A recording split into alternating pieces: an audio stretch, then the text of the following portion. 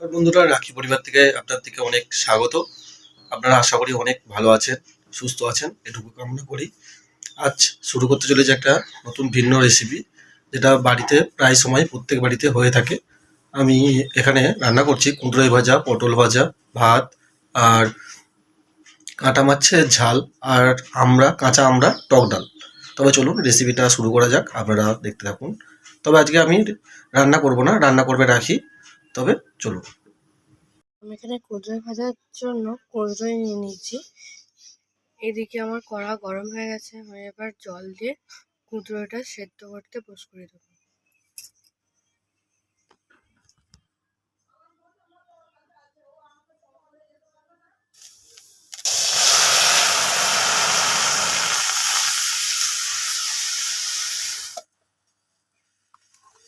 এই যে কাটা কুঁদরোগুলো আমরা সেদ্ধ করতে বস করে দেবো।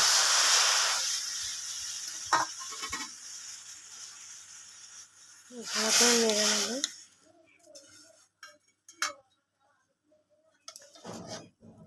এর মধ্যে সামান্য নুন, হাফ চামচ হলুদ গুঁড়ো দিয়ে ভালো করে নেড়ে সিদ্ধ করতে বস করে দেবো।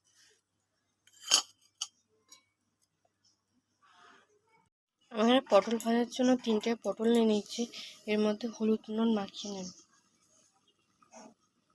নুন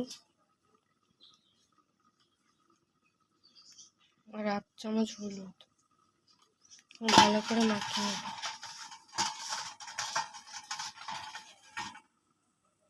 আমার এখানে কুঁদরোই সেদ্ধ হয়ে গেছে, আমি এবার জল ঝরার জন্য নামিয়ে নেব।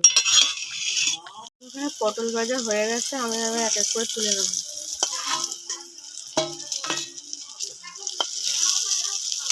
এই তেলের মধ্যে আমি কুঁদরোইগুলো ভেজে নেব।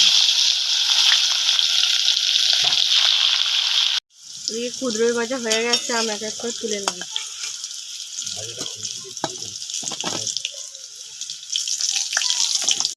আমরা ডাল করার জন্য আমি আগে থেকে ডাল সেদ্ধ করে নিয়েছি।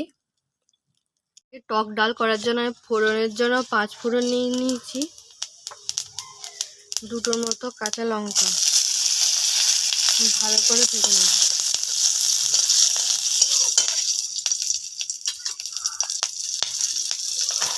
এই যে আগে থেকে কেটে রাখা কাঁচা আমরা দিয়ে দেবো,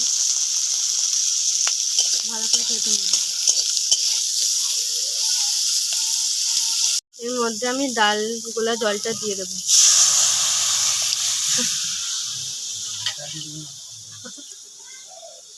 এর মধ্যে হাফ পরিমাণে হলুদ গুঁড়ো,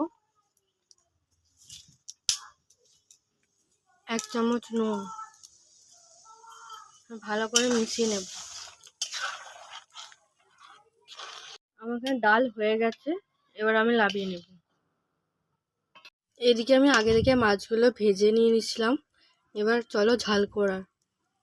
কড়াইতে তেল গরম হয়ে গেছে, এর মধ্যে আমি দিয়ে দেবো 5 ফোড়ন,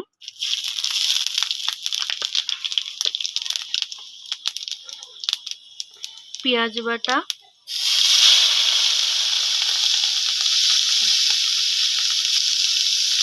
আদা বাটা ভালো করে ভেজে নেব। যে মশলা কষানো হয়ে গেছে, এর মধ্যে আমি লঙ্কা গুঁড়ো 1 চামচ, ভালো হলুদ গুঁড়ো,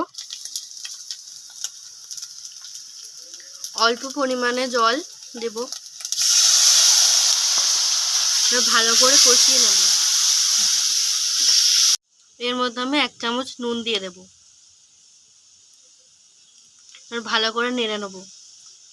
এবারে মশলা কষানো হয়ে গেছে, এর মধ্যে আমি এক এক করে ভাজা মাছগুলো দিয়ে দেব। মাছের ঝাল রেডি হয়ে গেছে, আমি এবার নামিয়ে নেব।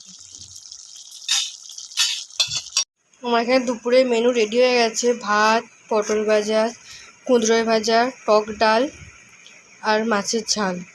আপনারা কমেন্টে জানাবেন কেমন হয়েছে।